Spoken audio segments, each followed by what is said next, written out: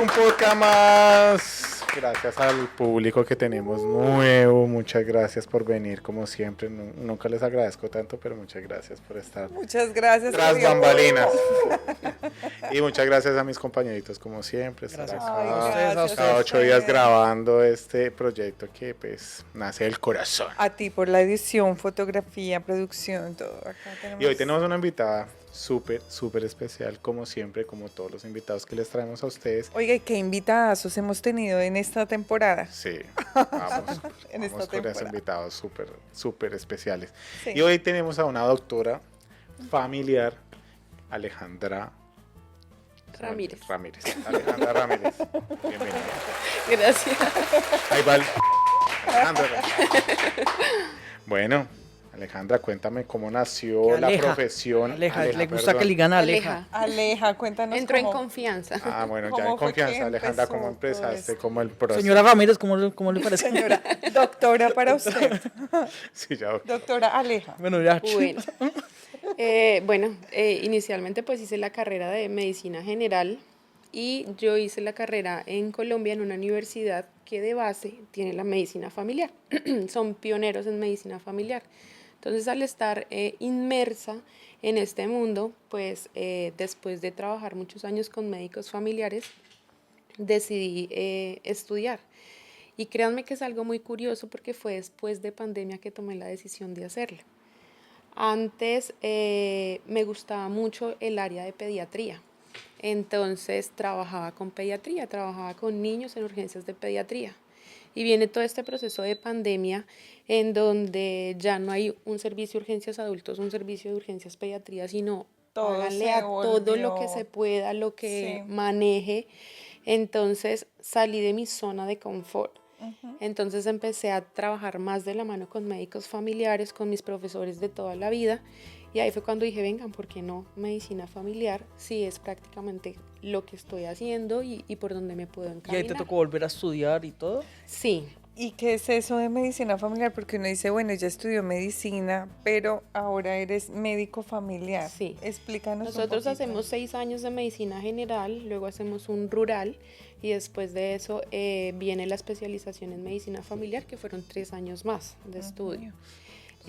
Resulta que se empezó a quitar como ese rol al médico general o ese protagonismo, por decirlo así, porque empezaron a haber otros especialistas. Entonces estaba el médico general, pero entonces ya había pediatra, ya Sí. había ginecobstetricia, ya había cirujano, urólogo. Entonces el médico general como que empezó a perder como esa función, por decirlo así, entonces todo lo delegaban con los especialistas, pero se necesitaba ese médico integral que pudiera ver todo, pudiera definir, pudiera hacer cosas, pues para que el número de pacientes que llegara a las otras especialidades ya no fuera la misma cantidad y que hubiera un médico que conociera del paciente, conociera de su entorno, de su familia, y eso somos nosotros, los médicos familiares, que somos médicos integrales.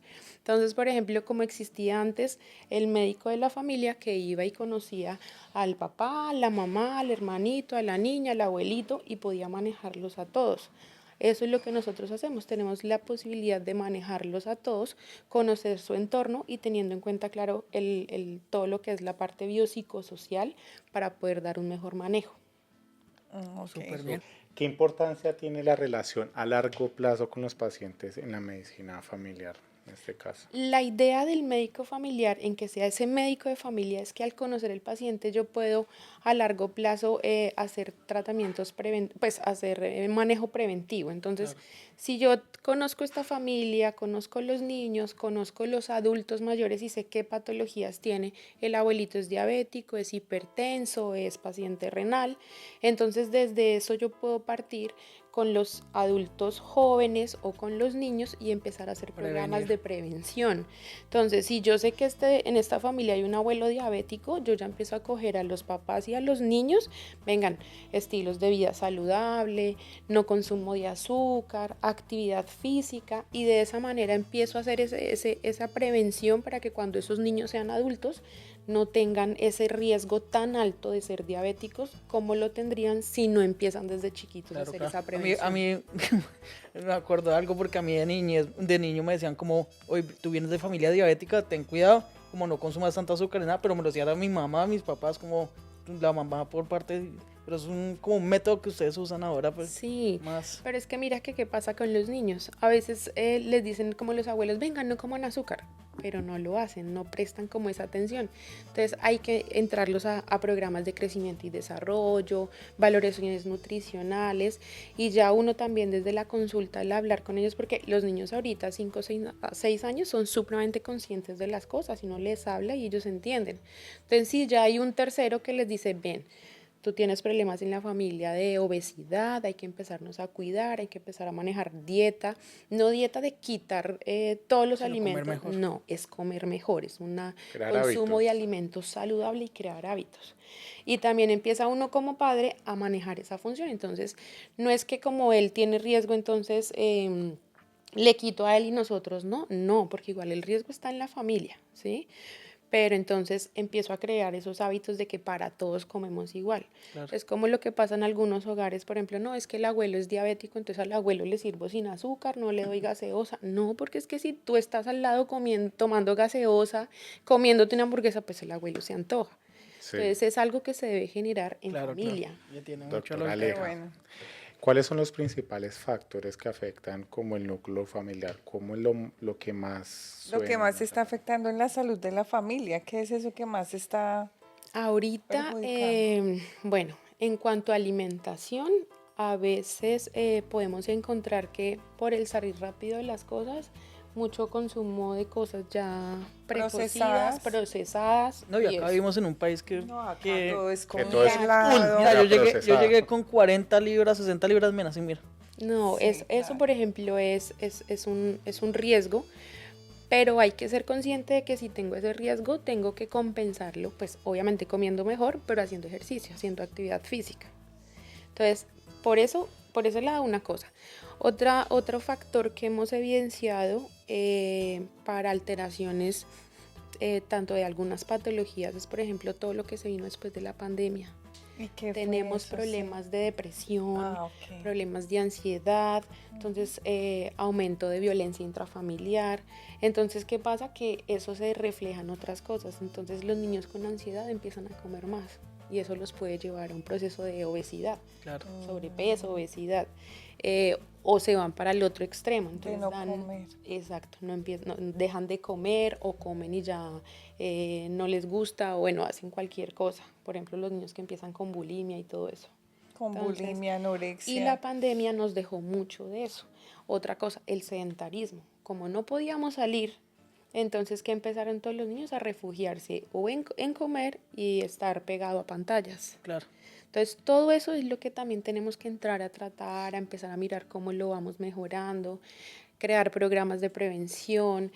Si tengo el niño y lo logré captar en la consulta, entonces mandémoslo con psicología porque evidencio que de pronto pueda tener un problema de ansiedad. Otra cosa que es importante, las familias disfuncionales, papás separados. Y eso sí que hay en Eso todo lado. pega durísimo porque uno a veces dice, no, es que el niño es chiquito, el niño no se da cuenta. No, ellos se dan No, cuenta se dan cuenta absolutamente de todo, absolutamente de claro. todo. Entonces también, si yo entro a hacer una historia completa de mi paciente, empiezo a conocer mi paciente, dentro de lo que yo pregunto como médico familiar, tengo que tener en cuenta todos esos antecedentes, sus Claro. antecedentes familiares, su papá, su mamá, si sufren de alguna enfermedad, con quién viven, dónde viven, si cuentan con todos los servicios, todo eso es realmente importante. Si yo encuentro un niño que vive, no sé, en una casa en arriendo, que no tiene piso, sino vive de pronto en asfalto o en tierra y no tiene todos los servicios, no tiene agua potable, son niños que los riesgos de enfermedades infecciosas son más altos. Entonces ya ahí tengo que mirar, no, es que él vino con diarrea, pero entonces la diarrea puede ser Del polvo. de donde vive, de no tener agua potable. Sí, claro. Doctora, yo tengo una pregunta, o sea, no conozco mucho el tema de cómo están funcionando ahorita las cosas en Colombia con las EPS o con la asistencia médica.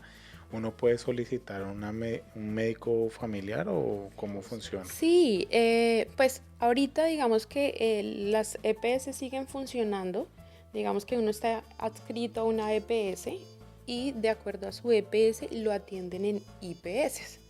ya sea para urgencias o ya Sí, sea todo para... esto cambió, ¿no? Porque cuando yo me acuerdo era solo la EPS, cuando estábamos en Colombia era la EPS, ahora ¿cómo se maneja? Digamos que ¿Igual? es igual, sí, porque Sí. tú estás afiliado a tu EPS, por mencionar una, digamos, compensar, Compensar, sí. o las otras Salud que hay. total y todo Exacto. esto. Pero Ujú. entonces tu EPS tiene convenios con las IPS, que son las instituciones donde se presta el servicio. Entonces tú vas a urgencias a esas instituciones que están, digamos que adscritas a tu EPS. Eso se maneja así. Para urgencias, hospitalización, eso no ha cambiado, eso sigue igual. Y lo otro que tenemos es para las consultas. Entonces, la consulta médica, si tú ya pides tu cita con tu médico general y ya que te direccione con el especialista, entonces sea el pediatra para los niños, sea el ginecobstetra para las maternas o puede ser el médico familiar.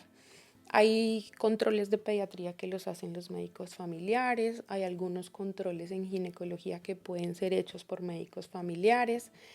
A veces hay pacientes de, no sé, urología que en sitios fuera de como de los marcos urbanos no hay otros especialistas, entonces un médico familiar puede atender esas consultas, puede dar manejo y si considera que ya requiere definitivamente la otra especialidad, entonces hace una remisión. Eso se puede manejar así y de hecho estamos manejando así muchas cosas porque no hay la cantidad de especialistas para esas zonas o a veces no se van.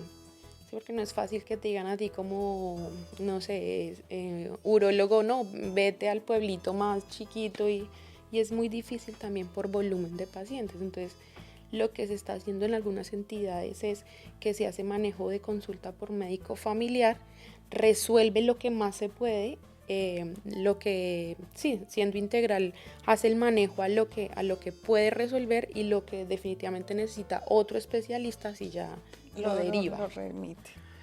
Qué Bueno, bueno. para hacer un comparativo, y no sé si me voy a equivocar, de pronto tú sabes más cómo funcionan las cosas acá, pero lo que yo entiendo acá de la medicina o cómo funciona la salud acá es que personas privadas crean sus clínicas y crean sus servicios para brindárselos al sistema de salud como independientes. O sea, uno va y busca a su doctor en un aplicativo, el especialista que necesite y le van a salir los centros médicos que están aliados al sistema de salud que uno tiene.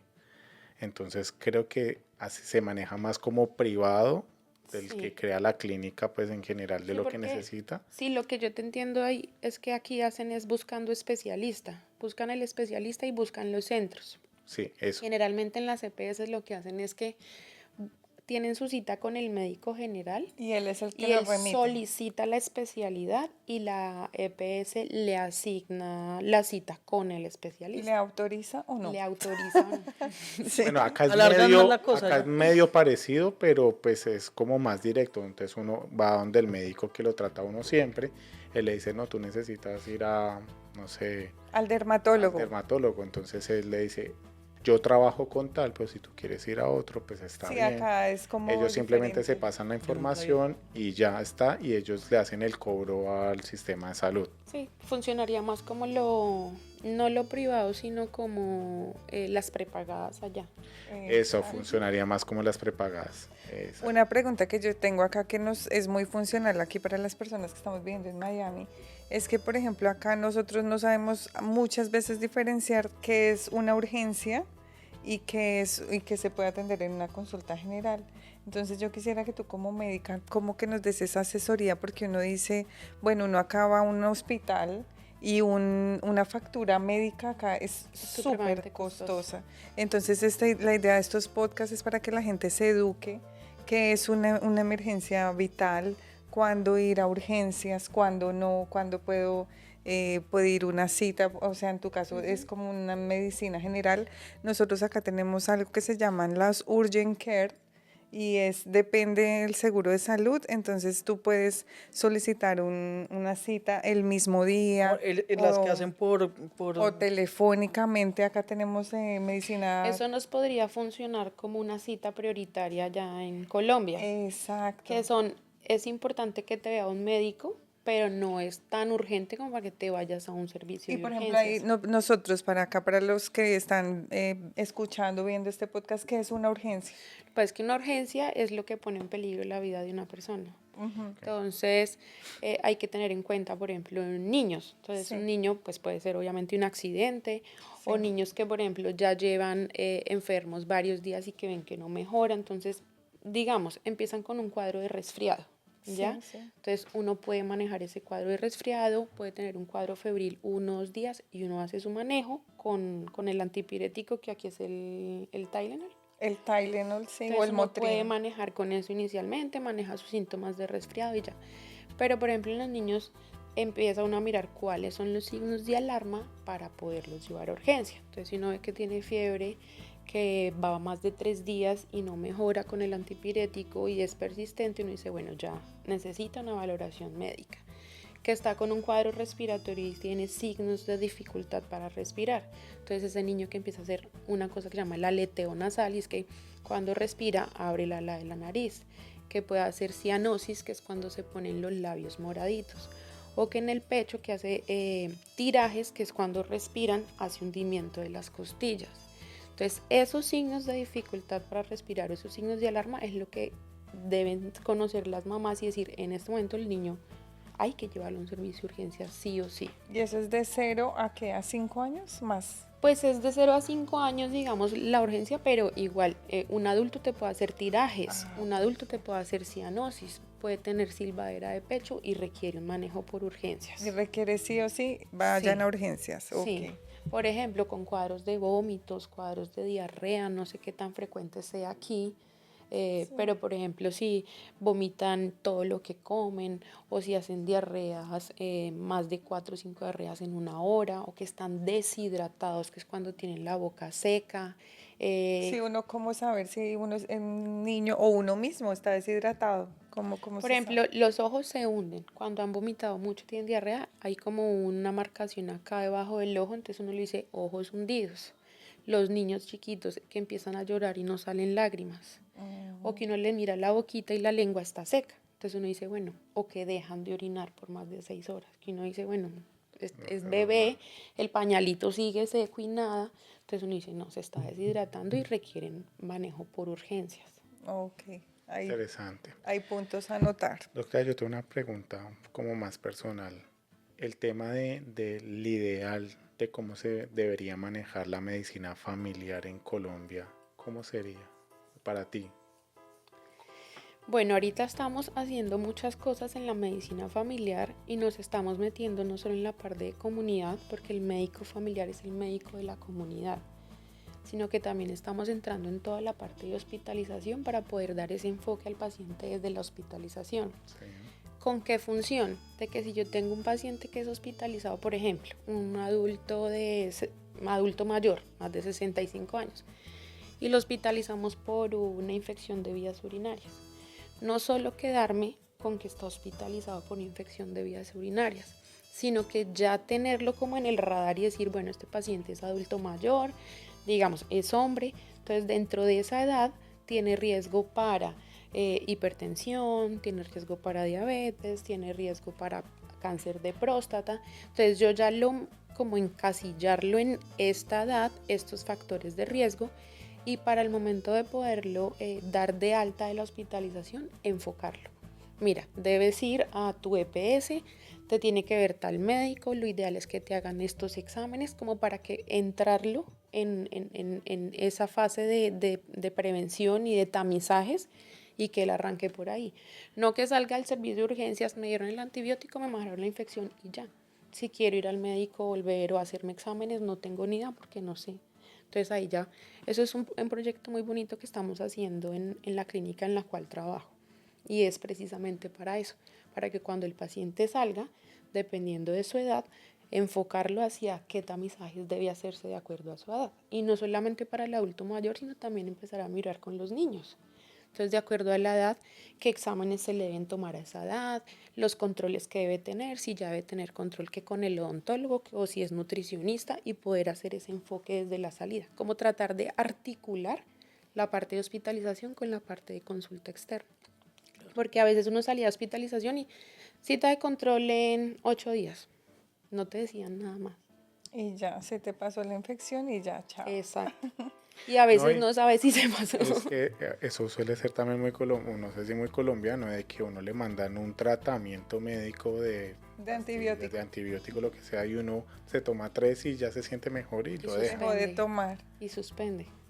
Y eso Sí. puede pasar y eso, que ve uno reflejado en eso, que las personas empiezan a hacer resistencia a los antibióticos. Entonces me tomé un tratamiento que era de 7 días, tomé solo 3 días y lo suspendí. Entonces por X o Y vuelvo a hacer otra infección, me vuelven a tomar exámenes y me van a dar antibiótico y ese antibiótico ya no me sirve. Entonces hacen cultivos de la orina, por ejemplo, y empiezan a encontrar bacterias que son resistentes a muchos antibióticos. Entonces, si seguimos en eso de tomar antibiótico porque sí, o no terminar de hacer, porque pues, a veces van a farmacias y compran antibióticos. Sí. Entonces, o tomamos el antibiótico que nos mandan los 7 días y perfecto me pasó la infección, o lo corto a los 3 días y no me pasa bien, entonces empiezo a generar resistencia. Entonces, cuando tenga un proceso infeccioso, que ya no me sirva ningún antibiótico, te va a entonces, servir. ¿qué vamos a hacer? Sí, claro. Es importante tener en cuenta todos estos puntos. No, y seguir las indicaciones de los Claro, pues doctores, para ¿no? eso ellos estudiaron. Doctor, Otra cosa es esto de las enfermedades crónicas, uno cómo lo puede manejar, o sea, Desde porque los todos chiquitos. tenemos, exacto, todos tenemos que los abuelos diabéticos, los papás diabéticos, hipertensos, con con cáncer. cáncer. Sí, por eso es que uno tiene que hacer ese proceso de prevención desde los niños. Ujú. Entonces, uno para eso hace un estudio de la familia. Entonces nosotros tenemos unas herramientas de salud, entre las que tenemos una herramienta que se llama el familiograma. Y nosotros en el familiograma hacemos como el estudio de 3 líneas familiares, por decirlo así. Entonces, tengo el paciente, tengo el papá del paciente y tengo el abuelo del paciente. ¿Sí? Si es un adulto, puedo poner hacia abajo los hijos. Entonces empiezo a mirar, bueno, este paciente, su papá, su mamá, de qué enfermedades sufrieron, sus hermanos de qué enfermedades sufrieron y si tienen hijos, de qué enfermedades sufrieron. Eso lo voy colocando ahí. Si alguno de ellos falleció, de qué falleció. Miro también que de esas personas, quienes viven en el núcleo familiar, quienes lo conforman. También miro las relaciones entre los integrantes de la familia. Entonces, con eso yo ya tengo conocimiento. Bueno, mi paciente es este, pero la abuela hizo diabetes. Chica, la abuela hizo diabetes, la mamá también tuvo diabetes, o sea que el riesgo de diabetes para este paciente es alto. Sí. Y si tiene un hijo, entonces mucho más alto. Entonces, ¿qué tengo que hacer con ellos? Listo, empecemos ya. Prevención. Actividad física, valoración por nutrición para que te indique cómo debes alimentarte. No es la dieta de no comas, sino come bien. Sí. Y nosotros pues allá en Colombia estamos acostumbrados a arrocito, papa, plátano, yuca, saturación de harinas y hay poca cultura con la parte de las ensaladas, las verduras, que ha ido creciendo, ha ido mejorando porque ya ha habido más conciencia, pero nos falta, todavía Sí, nos falta. bastante. Doctora, y hablando del tema de que tú hablaste del familiograma, Ujú. Como el árbol familiar de salud. ¿ese acceso lo tienen, Cierto. ese acceso lo tienen todos los médicos o cómo funciona? Desafortunadamente no. Digamos que es una herramienta que utiliza el médico familiar. Nosotros lo manejamos, digamos, lo manejamos en la parte de hospitalización, pero lo ideal es que en consulta externa también lo tengan. Hay instituciones que sí lo pueden tener ya implementado, manejado por el médico familiar, y la idea es eso. Si tienen el acceso por el sistema, por decirlo así, podrían verlo. Nosotros lo que hacemos es que a nuestros pacientes cuando llegan les generamos un familiograma para que en el proceso de la hospitalización uno pueda verlo. Impresionante, está muy buena la idea. O sea, lo hago la comparación de acá simplemente intentan detectarte lo Tratar que el tienes, síntoma. chao. Tratar el síntoma. Ir más allá Y ya. es un plus impresionante. Claro, porque están tratando la prevención. Lástima cómo funciona la salud en muchas partes de Colombia, de que pues se satura o no hay como la capacidad para atender a tantas personas, porque ese tema de prevenir Ese a enfoque, futuro de la les va medicina. Ese es- les va a generar un Claro. rendimiento mucho mayor Y es que si tú miras por costos, es mucho más económico prevenir una enfermedad claro. que Que no tratarla. tratarla. Sí, claro. Si tú tienes un paciente que ya tiene instaurado su diabetes, su hipertensión, que te puede hacer infecciones urinarias, que hace una infección urinaria que no se manejó bien, que se hospitaliza, que se complica y que pasa a la UCI 3, 4, 5 días, el costo de eso es muchísimo más alto que haberlo prevenido. Bueno, ese tema de prevención que a nosotros nos tocó estando acá, ya que que le pusieron impuestos a los temas de las sodas, a los ultraprocesados, eso es una ayuda impresionante, porque pues todo el mundo no va a decir, no, me voy a gastar 3.000 pesos en una gaseosa, y empieza a tener como la salud de decir, voy a tomar agua o hacer otro tipo de cosas. Funciona bastante bien. A mí me gustó mucho la idea, así le hayan en publicidad, al publicista ese cuadro negro así en todo lo que uno se esfuerza por hacer eso, se ve bastante feo, pero pues funciona bastante como temas de prevención. Claro, Y llama cuando- la atención, la atención. Llega la persona al supermercado, ve el paquete de papas. De papas, de Coca-Cola, Y ve ahí de con todo, su sodio. Acá nos pasa marca cuando nos traen negra. algo de Colombia, está la marca ultraprocesado, Ultraprocesado, altos exceso contenidos de azúcar. sodio, pero mire que, o sea, nosotros tenemos que ser conscientes ya de que, por ejemplo, o sea, nosotros estamos viviendo en este país, ¿no? Y no tenemos eso, pero lo sabemos, que es lo chistoso, y lo seguimos Lo que pasa consumiendo. es que nos falta conciencia. Y Exacto. acá hay algo muy importante, y yo, pues ahorita que nosotros llevamos unos días como tratando de alimentarnos mejor y como comprando cosas que de verdad sirvan para la salud. Nos estamos alimentando súper diferente. Por ejemplo, llevamos una semana que no hacemos como de comer mucho carbohidrato, azúcares, y la energía nos cambió totalmente. Es que la energía no es No, pero no, o sea, te lo digo. O sea, yo, por ejemplo, en el trabajo, yo vivía con sueño todo el turno del trabajo. sí. Ahorita para nada es Claro. para nada. Es que Entonces, es fundamental. Sí, el sí, tema de la alimentación para mí está jugando un papel muy importante en temas de prevención para a futuro de enfermedades como las que estás hablando tú. Y lo otro es que aquí, por ejemplo, acá tenemos acceso a comprar más fácil. Por ejemplo, si tú ves algo, no sé, orgánico, inorgánico, algo que está ultraprocesado o algo natural, la diferencia en precio no es abismal como en Colombia. Claro ¿Me que entiendes? yo digo que también la comida de Colombia es muy diferente a la de acá, ya es muy Sí, diferente, que ahí total. están los cultivos muy cerca a la Sí, ciudad. pero mira que lo que dices es cierto y son los costos. Aquí de pronto tienen la posibilidad de adquirir más fácil algo es más orgánico, que asequible. no es más asequible.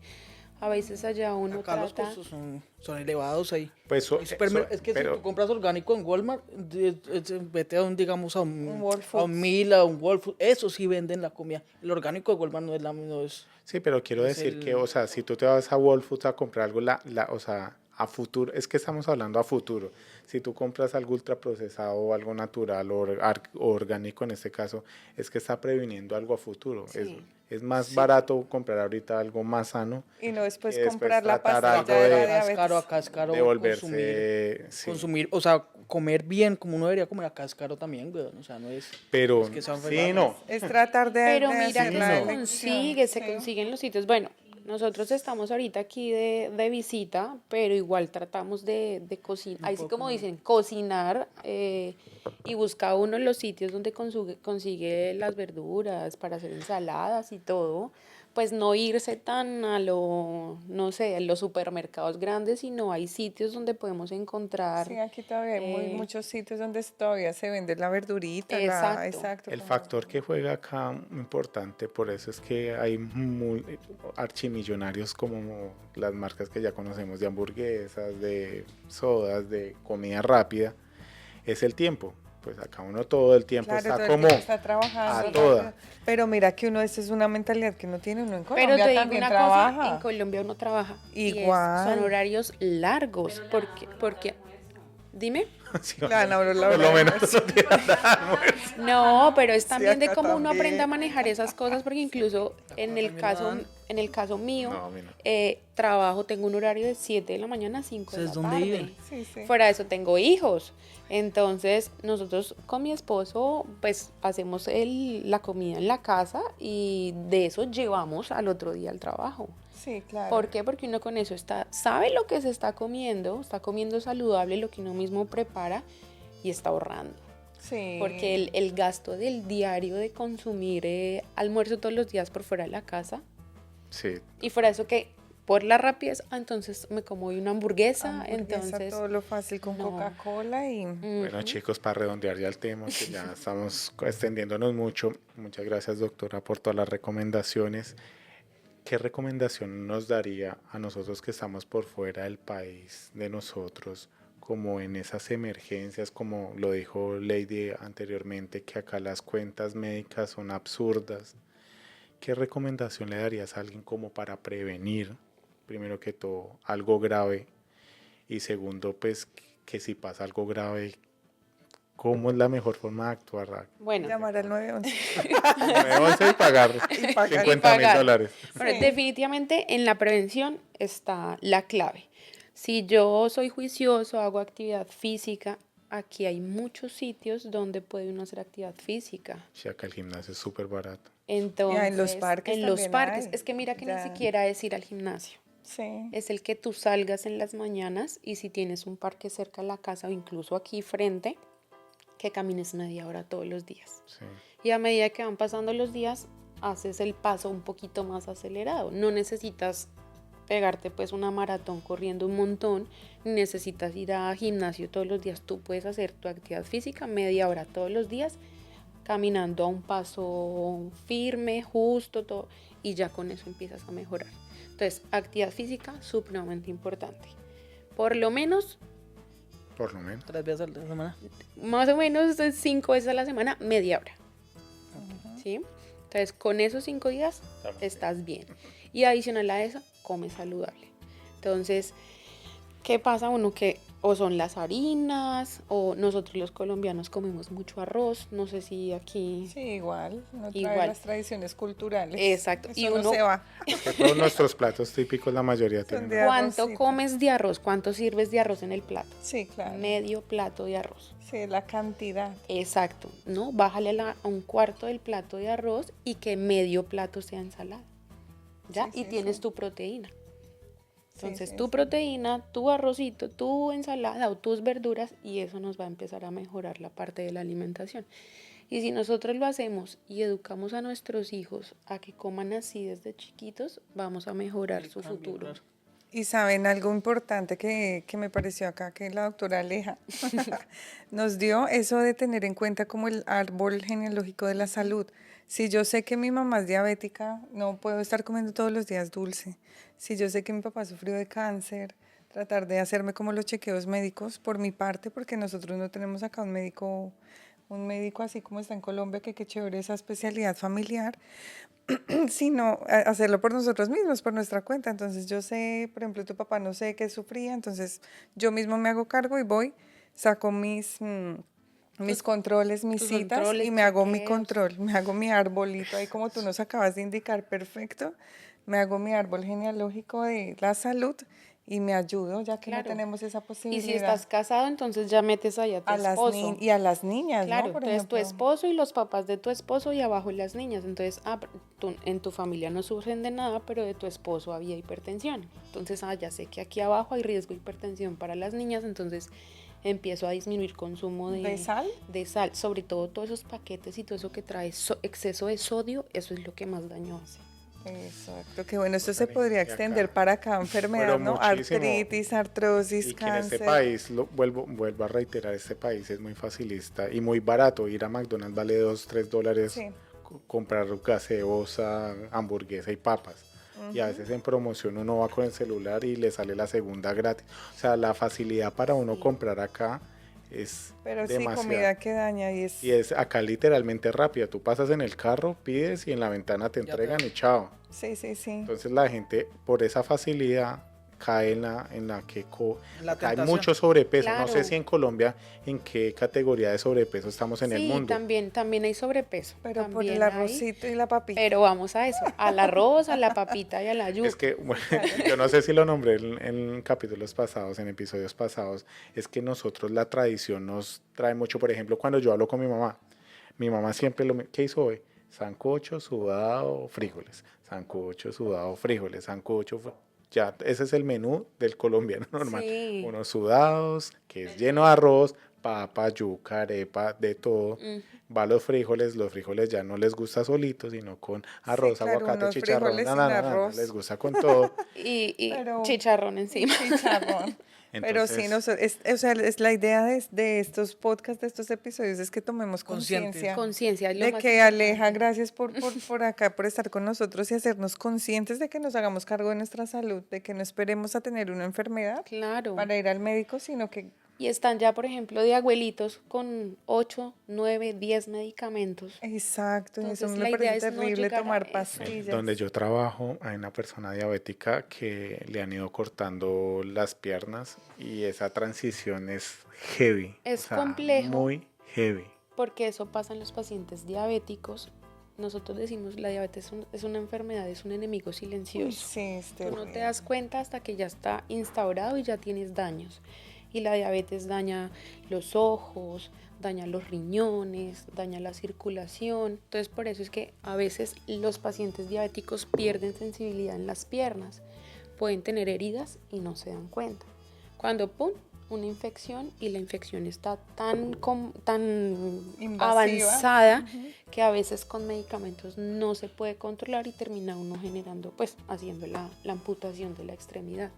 Y sí, es generar Doctora, muchas conciencia de gracias. todo esto. Qué miedo. Muchas gracias. Por último, un consejito rápido para todos los que nos están viendo. No, a cuidarse, eso depende de nosotros. Puede que uno de médicos les dé el consejo y les diga cuídense, coman bien, pero cada persona debe tomar conciencia y debe hacer las cosas por su salud y por los suyos, ¿sí? Por ejemplo, ustedes que no, de pronto es difícil el acceso, entonces ya saben, escuchan este podcast y dicen, bueno, nos vamos a cuidar, vamos a comer saludable, vamos a mirar también a nuestros hijos qué riesgos tienen. Todo eso es cuidarse y hacer las cosas por el beneficio propio y de los suyos. Ay, sí, Gracias, qué bueno doctora. todos estos Gracias, chicos. consejos, ¿Alguna pregunta? gracias. ¿Público? ¿Preguntas? No. ¿No? Todos Mañana- vayan al médico. Mañana a pidan trotar. cita. Mañana. Todos a trotar Mañana todos a las a 5 de la trotar. mañana. Es que nos Quiten vamos el a esa arroz. pie para la casa ahorita. Sí, toca. Esto Yo fue me voy caminando de mi trabajo a la casa. Qué bien. una facilidad, Toca pero acá morir. todo queda lejos.